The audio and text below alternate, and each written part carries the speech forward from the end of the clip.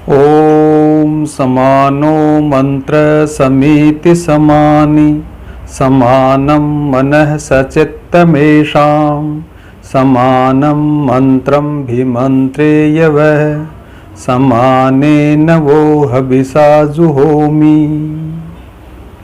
जय संशक्ति।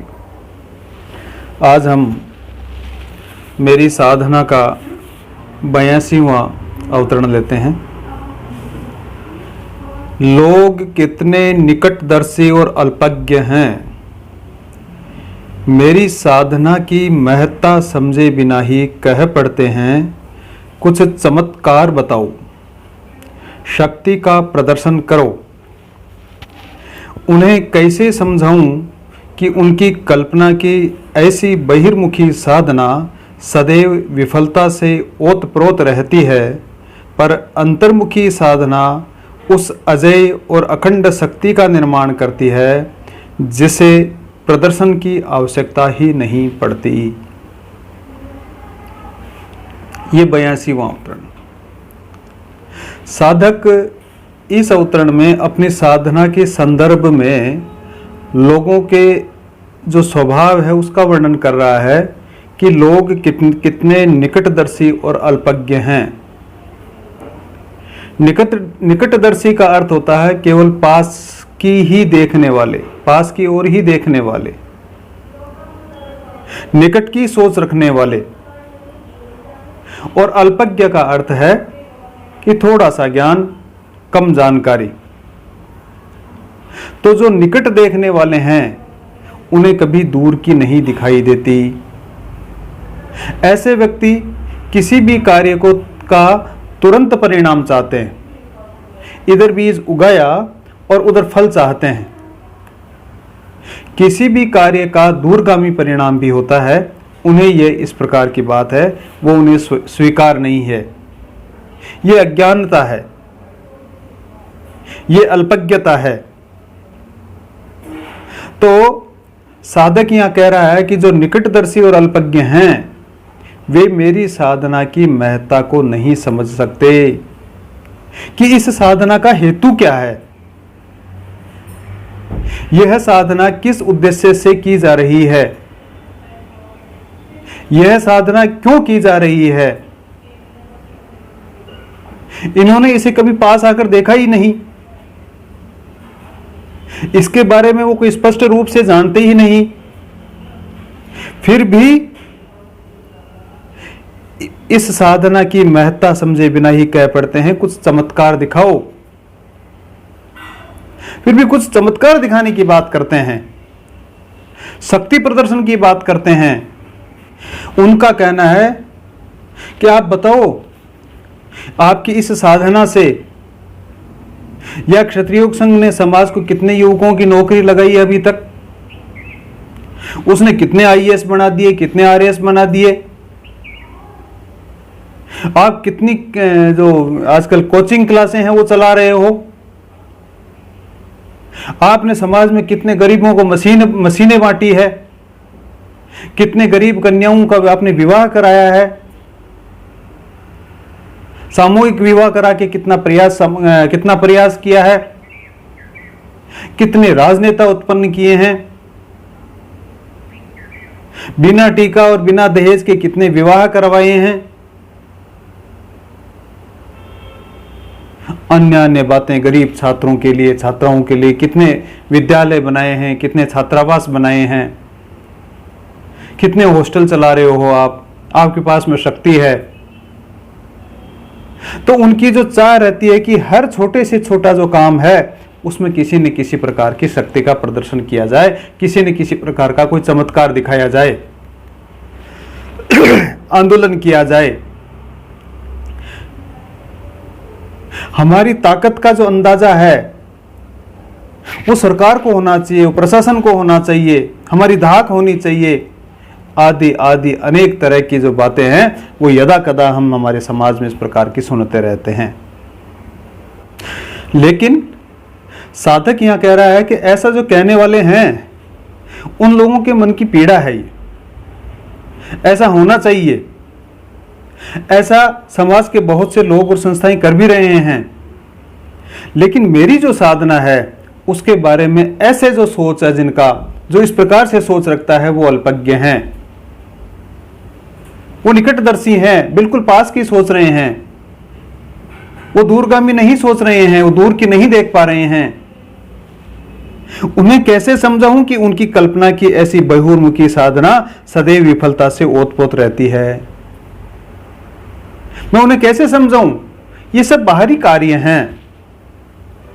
ऐसे लोग जो कल्पनाएं कर रहे हैं वो सब बहिर्मुखी हैं, क्योंकि ये सब भौतिक चाह है, और इसमें भी अधिकतर जो दिखावे का भाव आता है, वो ही इस प्रकार के भाव रखते हैं, सोचते हैं, वो ही इस प्रकार का कार्य करते हैं, और दिखावे का भाव आए बिना नहीं रहेगा। और ऐसी जो बहुर्मुखी जो साधनाएं हैं, उसके लिए साधक कह रहा है कि वो लगभग उसमें विफलता की संभावना रहती है। हमें प्रारंभ में लगता है कि हम सफल हो रहे हैं, लेकिन हमें दिखाई देने वाली जो सफलता है वो वास्तव में असफलता का प्रारंभ होता है। और अंत में इस प्रकार की जो विफलता होती है, वो विफलता तो होती है, वो हमारी जो साधना है उस साधना को भी वो खा जाती है। तो ऐसी जो बहिर्मुखी साधनाओं की जो शुरुआत है वो अहंकार से ही होती है। इसमें कहीं नाम प्राप्त करने की चाह होती है, स्वार्थ की भूख होती है, और ऐसी जो साधना है उसकी एक सीमा होती है। एक सीमा के बाद में ये सब जो स्वार्थ है, अहंकार है, मोह है, लोभ है, ये अजगर की तरह मुंह खोल लेती है, और सभी जो अच्छे भाव हैं उनको और साधनाओं को अपने पेट में समा लेती है। क्योंकि साधना के क्षेत्र में लोभ, स्वार्थ, अहंकार, यश प्राप्ति की इच्छा, ये सारे के सारे अवगुण हैं। ये हमने पीछे क्या अवतरणों में देखा है मेरी साधना में। इसलिए साधक यहां कह रहा है कि ऐसी जो बहिर्मुखी साधनाएं हैं वो सदैव विफलता से ओतप्रोत रहती है। पर अंतर्मुखी जो साधना है वो अजय होती है। अंतर्मुखी साधना उस अजय और अखंड शक्ति का निर्माण करती है जिसे प्रदर्शन की आवश्यकता नहीं होती है। ऐसी साधना को प्रदर्शन और शक्ति की आवश्यकता नहीं है, क्योंकि जो ऐसी साधना है उसमें अभ्यास ही उस अहंकार को, लोभ को, स्वार्थ को। तो अभी जब इन जिन विकारों की हमने बात की, ऐसे शत्रुओं से लड़कर और उन्हें अपने वश में करने का अभ्यास कराया जाता है। ऐसे शत्रुओं को जब वश में कर लिया तो उसे एक अजय और अखंड शक्ति का निर्माण हो जाता है, और फिर उसके लिए किसी प्रदर्शन की आवश्यकता नहीं रहती है। ऐसी शक्तियां जब समय की मांग होती है तो स्वतः ही प्रदर्शित हो जाती है, फिर वो बैठी नहीं रह सकती। ऐसा जो थोड़ा भी समझदार है वो जानता है, और उसने इस प्रकार की बात को अनुभव भी की है। तो साधक इस अवतरण में यही बात कह रहा है कि मेरी साधना के लिए या क्षत्रिय योग संघ की साधना के लिए के बारे में ऐसे अनेक लोग हैं जो बिना जानकारी के उलूल जुलूल बातें करते हैं। वे लोग बाहर बैठे ही अपने हिसाब से संघ को चलाना चाहते हैं। वे जैसा चाहते हैं वैसा ही संघ करे, कुछ चमत्कार दिखाए, शक्ति प्रदर्शन करे, लेकिन उन्हें समझाना बड़ा मुश्किल है, क्योंकि जो संघ की साधना है वो अंतर्मुखी है, वो दिखती नहीं है, और जब दिखती है तब रुकती भी नहीं है, क्योंकि वह एक अजय और अखंड शक्ति है। इसलिए बार बार अपनी जो शक्ति है उस शक्ति को हम बिखेरें, उससे अच्छा है उसे संचय किया जावे, तभी वो शक्ति है वो अजय और अखंड बन सकती है। तो ऐसे लोग जो बिना शक्ति के ही ऐसे प्रदर्शन कर बैठते हैं, चमत्कार दिखाने को उतावले हो जाते हैं, वो फिर चक्कर खाके और धराशायी भी हो बैठते हैं। संघ की जो साधना है वो अंतर्मुखी होने के कारण बाहर प्रचार में नहीं दिखाई देती है। इसलिए कई बार लोग ये भी कहते हैं कि संघ का कार्य तो बंद हो गया। जब संघ कार्य करने वाले लोग रोज निरंतर नियमित रूप से अपनी साधना करते हैं, तभी तो ये संघ चल रहा है, तभी एक अजय शक्ति का निर्माण हो रहा है, और तभी लोग इससे चमत्कार की भी अपेक्षा करते हैं कि इनके पास में इस प्रकार की एक शक्ति है, इसलिए कुछ न कुछ दिखाएं।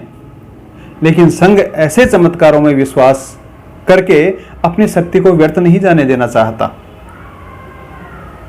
तो इस अवतरण में जो भाव है साधक का वो यही है कि लोग इस प्रकार से मेरी साधना में कुछ चमत्कार या इस प्रकार का कुछ प्रदर्शन देखना चाहते हैं, लेकिन जो ऐसे चमत्कार और ऐसे प्रदर्शन जो बहिर्मुखी जो साधनाएं करते हैं उनके लिए फिर भी ठीक है, वो करते रहें, लेकिन उसमें उनको विफलता हाथ आती है। मेरी साधना अंतर्मुखी है, इसलिए मैं अंदर से इस प्रकार से अजय और अखंड बन रहा हूं, अखंड बनाने का प्रयास चल रहा है, जिससे कि वो शक्ति जब चाहेंगे हम तब उस शक्ति का भी प्रदर्शन हो जाएगा। अगला अवतरण लेते हैं 83वां। मेरी साधना की सरल गति को भी लोग देख नहीं पाते, और यदि देख लेते हैं तो पहचान नहीं पाते, पहचान लेते हैं तो समझ नहीं पाते, और समझ लेते हैं तो धारण नहीं कर सकते। तब उसकी वक्र गति का तो कहना ही क्या। उसे देखने, पहचानने, समझने और धारण करने के लिए वर्षों पर्यंत तपस्या की धूप में तपना पड़ता है।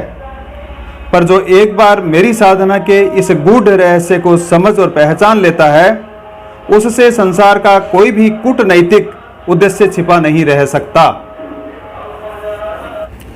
पिछले अवतरण में जैसे साधक उन लोगों की बात कर रहा था कि लोग कुछ दिखने जैसा देखना चाहते हैं, जबकि संघ की जो साधना है वो अंतर्मुखी साधना है, इसलिए इसमें प्रचार जैसा कुछ नहीं है। इस अवतरण में साधक उसी से संबंधित बात कर रहा है कि मेरी साधना की जो सरल गति है उसको भी लोग देख नहीं पाते हैं।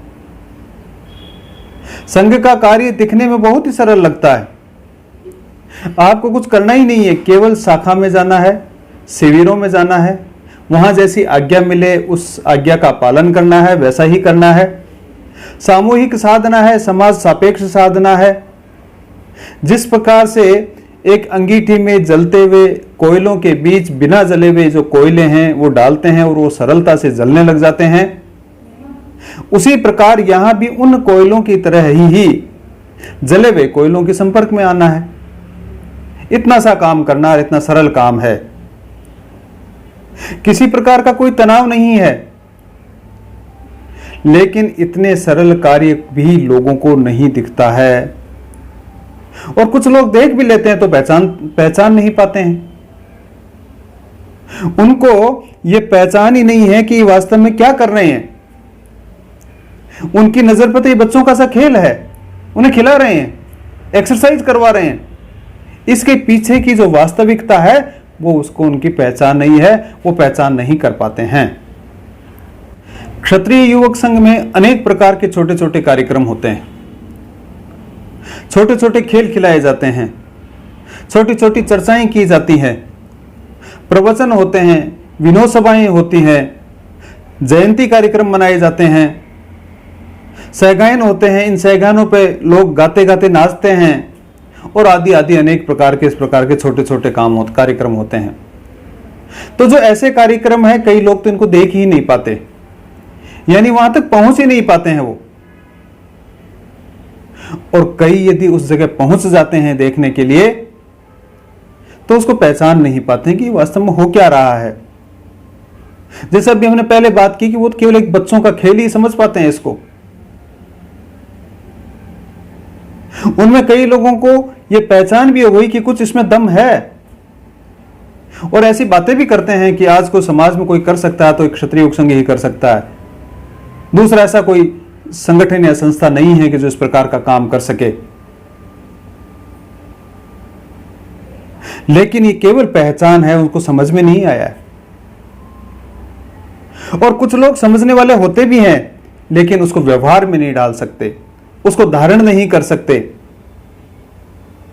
क्योंकि ये चीज व्यवहार में डालने की है, धारण करने की है, और उसको वो धारण नहीं कर सकते हैं। इसलिए साधक यहां कह रहा है कि ऐसे लोग हैं जो कोई तो उसको देख ही नहीं पाते हैं, कोई पहचान ही नहीं पाते हैं, कुछ पहचानते हैं तो समझ नहीं पाते हैं, और समझ पाते हैं तो उसको व्यवहार में नहीं डाल सकते हैं। इसको हम इस प्रकार से समझें कि संघ की जो साधना है उसको चलते लगभग आज 76 वर्ष हो गए, और इन 76 वर्ष में लगभग 3 पीढ़ियों ने इस संसार के जीवन को जी लिया। लेकिन अभी भी हमारे समाज के बहुसंख्यक लोग ऐसे हैं जिन्होंने श्री क्षत्रिय युवक संघ का नाम ही नहीं सुना। इनमें से कई लोग ऐसे हैं जिनका समाज से कोई अर्थ ही नहीं है, बस केवल अर्थ से ही उनको अर्थ। ऐसे लोग केवल धन कमाने और अपने बच्चों को पालने पोसने तक ही सीमित हैं, और कईयों को ऐसे कामों से कोई लगाव ही नहीं है। और जहां लगाव नहीं है, वहां चीज अगर पास में भी पड़ी है तो भी वो दिखाई नहीं देती है। अन्य लोग बहुत से ऐसे हैं जिन्होंने संघ का नाम तो सुना है, इसके बारे में तो जानते हैं, लेकिन इसकी उनको कोई पहचान नहीं है। वही प्रारंभ में हमने बात की, उनके लिए बच्चों का सा खेल है, किसी को राजनीति का खेल लगता है, और कई लोग इसे पहचानते तो हैं कि यह कार्य है जिससे समाज में कुछ हो सकता है, इसलिए जब भी उनको याद किया जाता है वो कार्यक्रमों में आ जाते हैं। इन लोगों को पहचान है, पर यह समझ नहीं है कि यह कार्य क्यों अच्छा है, हमें यहां क्यों आना चाहिए। और कुछ ये लोग ये समझ भी जाते हैं कि इस कार्य को करने के पीछे कोई ना कोई तत्व है, लेकिन वो तत्व क्या है उसको अपने जीवन व्यवहार में ढाल नहीं सकते।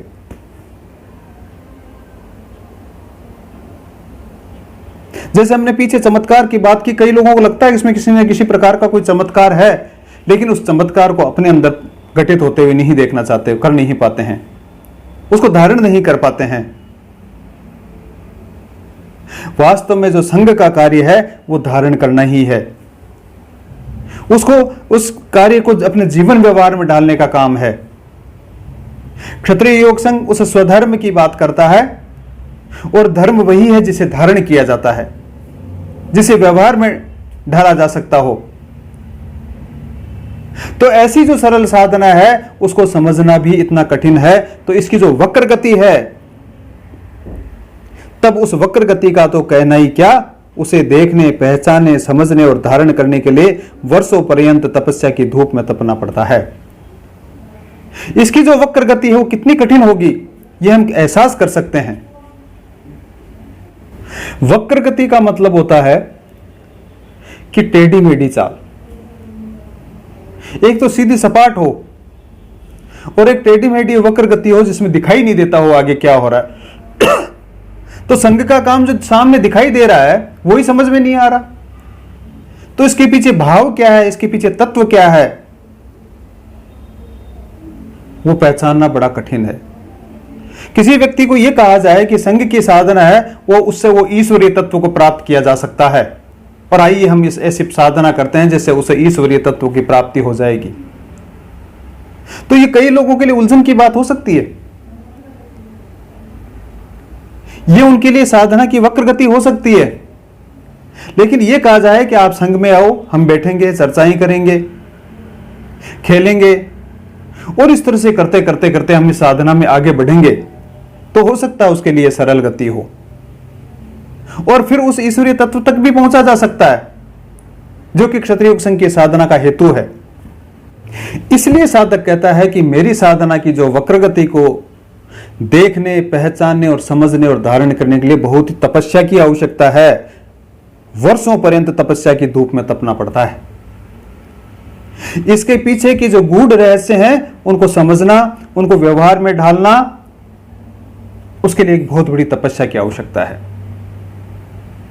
एक व्यक्ति अपने आराम को छोड़कर क्यों 15-15 दिन के लिए कष्ट पाने के लिए संघ के शिविरों में जाता है? क्यों अपनी जेब से किराया खर्च करता है?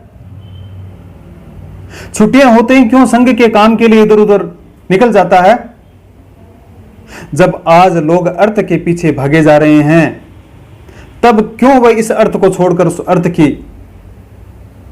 अर्थ को ही खर्च करने के लिए भागा फिर रहा है? अनेक बार संघ शक्ति और पथ प्रेरक के ग्राहक बनाने के लिए घर घर में जाते हैं, तो वो ऐसा क्यों करता है? क्यों वो अपने भय, लज्जा और घृणा को छोड़कर उनसे पैसे मांगता है? क्या है ये साधना? ऐसे जब स्वयं सेवकों को जब लोग देखते हैं तो उन्हें पहचान नहीं पाते हैं। कई लोग तो हंसियों में उड़ाते हैं। जो पहचान ही नहीं पाता तो वो समझ क्या पाएगा, और समझ नहीं पाता वो धारण भी क्या कर पाएगा। धारण करना तो बहुत दूर की बात है। लेकिन साधक यहां कह रहा है कि ये मेरी साधना का गूढ़ रहस्य है। इसे जो एक बार यदि समझ गया और पहचान गया तो फिर वह संसार में कहीं भी मात नहीं खा सकता। संसार का कोई भी कूटनीतिक उद्देश्य उसे छिपा हुआ नहीं रह सकता। जहां भी जाएगा उसके सामने सब कुछ प्रदर्शित हो जाएगा। कोई उससे कोई छुपाव नहीं कर सकते, कोई उससे कोई कूटनीति नहीं कर सकते। और क्षत्रिय संघ के स्वयंसेवक जहां भी जाते हैं, समाज में जाते हैं, बोले नहीं अलग बात है, लेकिन उनको सब पता चल जाता है कि वो हमारे बारे में क्या सोच रहा है, वो हमारे बारे में क्या बोल रहे हैं, वो हमको क्या कहना चाहते हैं। लेकिन चूंकि क्षत्रिय संघ का काम साधना का काम है, उसे लगातार करते ही रहना है, इसलिए वो चुप होकर भी, सहन करके भी इस प्रकार की अपनी साधना को वो आगे बढ़ाता है। क्योंकि उसके पास में एक अखंड, हमने पीछे वाले अवतरण में बात की कि अखंड और अजय शक्ति है, उसका निर्माण उसको करना है। इसलिए उसको वही बात पहले की चरेवेती हमको चलना ही है, चलना ही हमको साधना करनी ही है। ओम शौर्यं तेजो धृतिर्दाक्ष्यं योद्धे चाप्य पलायनम दानमीश्वर भावश्च क्षात्रं कर्म स्वभावजम्। ओम शांति शांति शांति। जय संघ शक्ति।